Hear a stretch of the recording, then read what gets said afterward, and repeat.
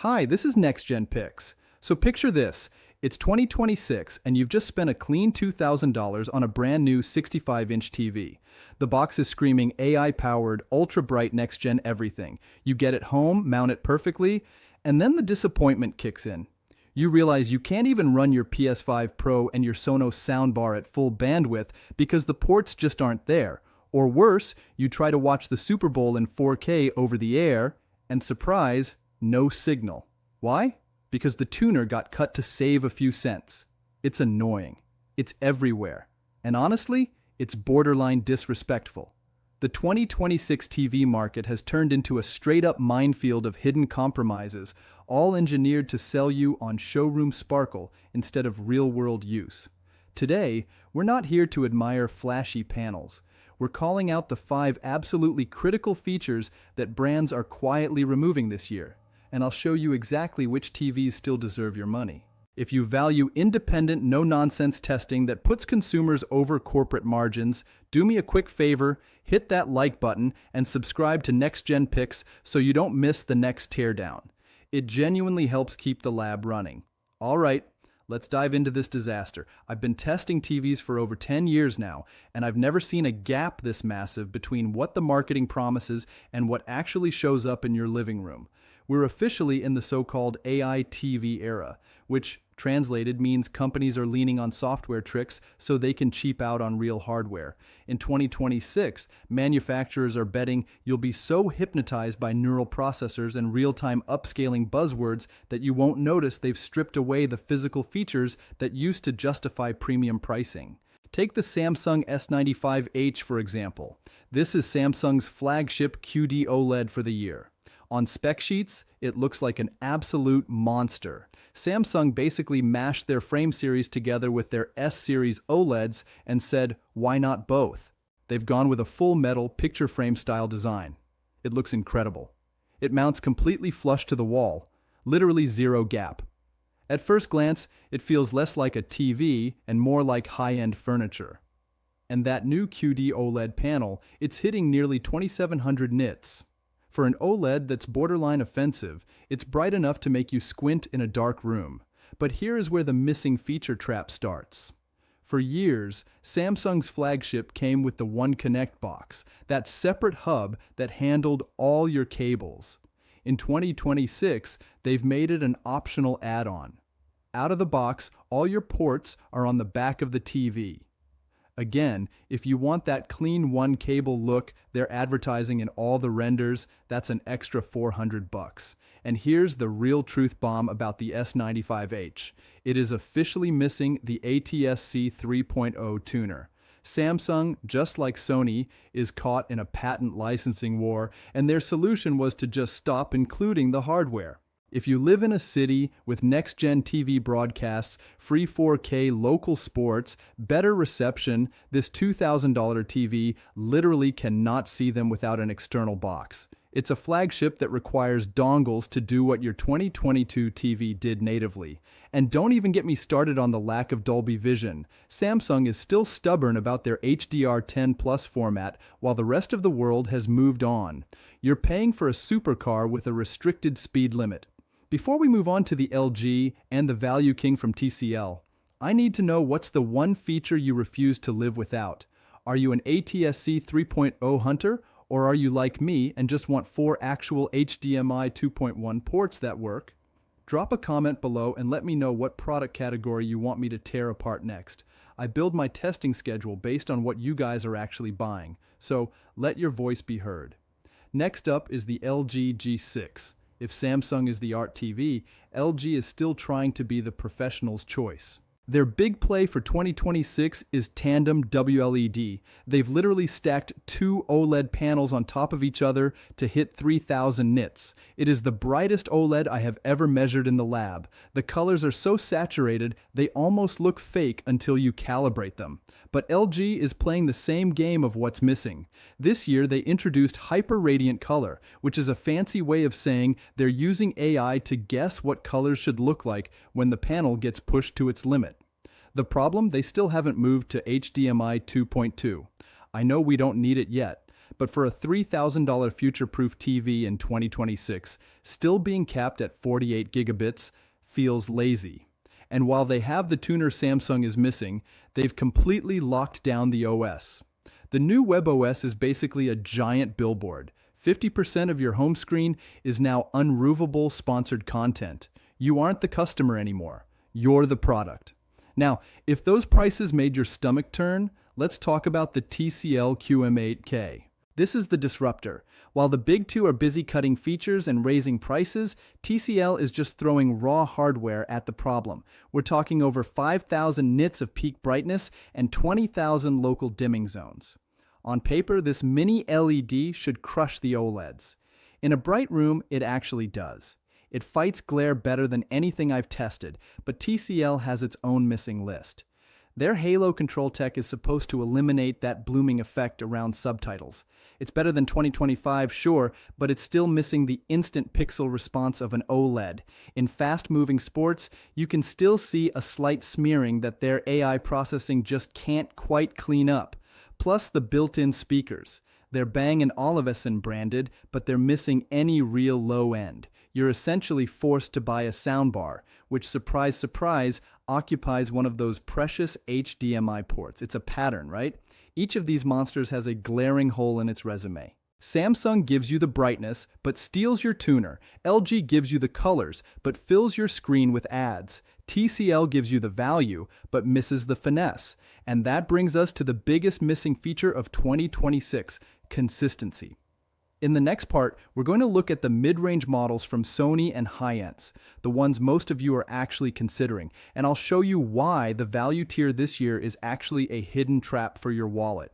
If the flagships we just talked about feel like they're designed for people with more money than sense, the mid-range is where the real war is happening. This is where you, the smart buyer, usually end up. But in 2026, the mid-range has become a dumping ground for spec padding. That's where a brand puts one massive number on the box to distract you from the 4 other things they've completely removed. Let's look at the Sony Bravia 82. Sony is the king of processing. Nobody, and I mean nobody, does motion handling like them. If you watch a lot of sports or older 1080p content, the Bravia 82 makes it look like it was filmed yesterday. It's Sony magic. But here is the missing feature that drives me absolutely insane. Only 2 HDMI 2.1 ports. It's 2026. We've had HDMI 2.1 for over a half-decade, yet Sony is still using MediaTek chipsets that only support 2 high-bandwidth ports. And remember, one of those is your report. So, if you have a soundbar, which you need because these thin TVs sound like tin cans, you are left with exactly 1 port for your PS5 Pro, Xbox Series X, or high-end PC. In 2026, selling a premium TV with only 2 full-speed ports is like selling a luxury car that only has 2 seats. It's a bottleneck that ruins the entire experience. And then there's the PWM dimming. Sony uses a relatively low frequency for their backlight flickering. Most people won't notice it, but if you're prone to screen fatigue or headaches after a 2-hour movie, this is why.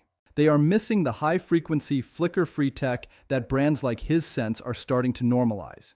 Speaking of which, let's talk about the Hisense U8N. Hisense is the spec monster. On paper, the U8N beats the Sony in almost every category. It's brighter, reaching 3,200 nits in my tests. It has better local dimming zone density. And bless them, it actually has 4 HDMI 2.1 ports. They aren't gatekeeping the hardware. But here's what's missing on the high-end software stability. I've had 3 of these units in the lab over the last month. One of them refuses to stay connected to Wi-Fi 6. Another has this weird local dimming bug where the backlight gets confused during dark scene transitions and creates a pumping effect. This is the stuff they don't tell you part. You're getting incredible hardware, but you're missing the polished, it just works software experience of the Sony or LG. You are essentially a beta tester for their latest firmware. And this leads us to the third must-have feature that 2026 TVs are missing: thermal management. Brands are chasing these massive nits numbers for the box art. 3,000 nits, 4,000 nits. But what they don't tell you is that they can only hold that brightness for about 10 seconds before the TV's internal brain panics about the heat and throttles the brightness down by 50%. Most 65-inch TVs in 2026 are missing proper heat sinks. They're using cheap plastic backs that trap heat, meaning your ultra-bright HDR movie actually looks duller 20 minutes in than it did at the start. I want you to think about how you actually use your TV. Are you someone who leaves the news on for 6 hours a day, or are you a Friday night movie person? Because the industry is moving toward a one-size-fits-all approach that actually fits nobody perfectly. They're giving you AI upscaled pixels, but taking away the physical tuners, the ports, and the cooling needed to make those pixels actually look good for more than a minute. Finally, let's look at the Amazon Fire TV Omni Mini LED. It's the Prime Day special. It's $500 less than anything we've talked about. And honestly, it's missing the most important feature of all, privacy. In 2026, these budget TVs aren't hardware. They're data harvesting machines. The Omni is missing the opt-out feature for ACR, automated content recognition. It's watching what you watch, how long you watch it, and what's in your living room via the Alexa sensing tech.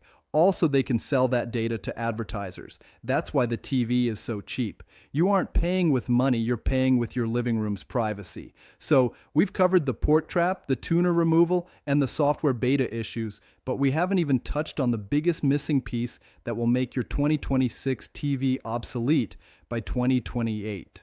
We're going to get into the verdict next, and I'm going to give you my do not buy list for the year. All right, we've talked about the hardware you can see, but let's talk about the invisible feature that is going to make your 2026 TV feel like a dinosaur by next Christmas. Wi-Fi 7 and gigabit networking. It's the fourth must-have that's being skipped to save a few pennies. We're moving into the era of 8K streaming, cloud-based gaming that requires zero latency, and massive 100 GBTE spatial video files from your phone.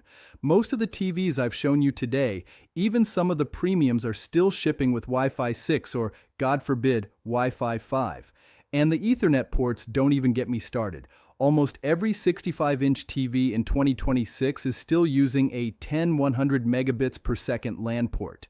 In a world where your internet speed at home is likely 1000 megabits per second or higher, your smart TV is literally capped at a tenth of that speed if you plug it in.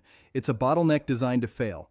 If you're planning on keeping this TV for 5 to 7 years, missing Wi-Fi 7 is a deal breaker. You'll be stuck with buffering icons while your phone and laptop are screaming ahead. And that leads us to the most human feature that is missing from 90% of the 2026 lineup: high-frequency PWM dimming. This is the fifth must-have. Look, if you've ever finished a movie and felt like your eyes were tired or you had a slight pressure in your temples, it's not the plot of the movie, it's the backlight. To save money, manufacturers use pulse width modulation to control brightness. They basically turn the lights off and on really fast. The cheap way to do it is at 240 Hz or 480 Hz. Your brain can't see the flicker, but your nervous system feels it. In 2026, flagships should be at 2000 Hz or higher, or better yet, DC dimming. But brands are cutting these specialized controllers.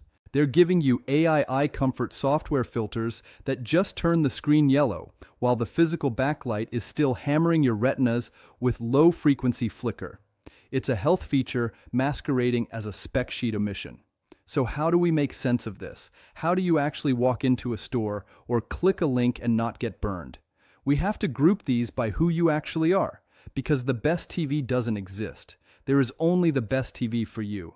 If you are the gamer, the person with a PS5 Pro, maybe a PC, and you want zero compromises, most 2026 TVs are failing you because of those limited HDMI 2.1 ports. You need the LG G6. Even with the ad-heavy software, it's the only one that treats gaming like a first-class citizen. It has the 144 Hz refresh rate, the G-Sync certification that actually works, and the sub-10 millisecond input lag that feels like an extension of your nervous system. If you are the Bright Room family, you've got big windows, you watch the news during the day, and you don't want to close the curtains just to see the screen, you have to go with the TCL QM8K. I know it's not a prestige brand like Sony, but for half the price, you are getting the raw nut power to crush glare. It's missing the finesse of a movie theater screen, but in a bright room, finesse doesn't matter if you can't see the image. But I know why you're really here. You want the truth bomb. You want to know what I would actually put in my own living room with my own money. If I'm looking for the best overall TV of 2026, despite its flaws, it's the Samsung S95H. Why? Because even though they ditched the tuner and they're being greedy with the One Connect box, the actual panel, that QD OLED glass, is a generational leap. The color volume is something you have to see in person to believe. It's the only TV that makes me feel like I'm looking through a window rather than at a screen. You just have to go into it knowing you'll need an external streamer, like an Apple TV 4K, to avoid their OS, and an external tuner if you want local channels. You're buying the glass, not the smart features. However, if you want the best value, the wallet protector pick, it's the Hi U8. Yes, the software is buggy. Yes, you might have to restart it once a month, but for roughly $1,000, you are getting 90% of the performance of a $3,000 Sony. In this economy, that's the math that makes sense. Here's the bottom line, and this is the truth bomb the big box retailers don't want you to hear. The perfect 65-inch TV in 2026 doesn't exist. Every single one of them, from the $700 budget picks to the $3,000 flagships, is making a trade-off. They're betting that you won't check the port specs, that you won't care about the tuner, and that you'll be blinded by the AI marketing. Don't let them win. I've done the legwork for you. Down in the description, I've put links to the specific revisions of these TVs that actually passed our lab tests. There are vetted listings there because, believe it or not, some retailers are still trying to sell 2025 closeout models disguised as 2026 units. Those links are the safe path. They point to the exact hardware I just described with the correct port configurations and the latest firmware. Buying a TV in 2026 is an exercise in skepticism. But if you focus on the must-haves I gave you today, the ports, the tuner, the cooling, the R, and the future-proof networking, you aren't just buying a screen. You're buying a centerpiece for your home that won't be obsolete by the time you finish the setup. Subscribe to NextGen Picks. Thanks for trusting me with your time and, more importantly, your hard-earned money. I'll see you in the next deep dive.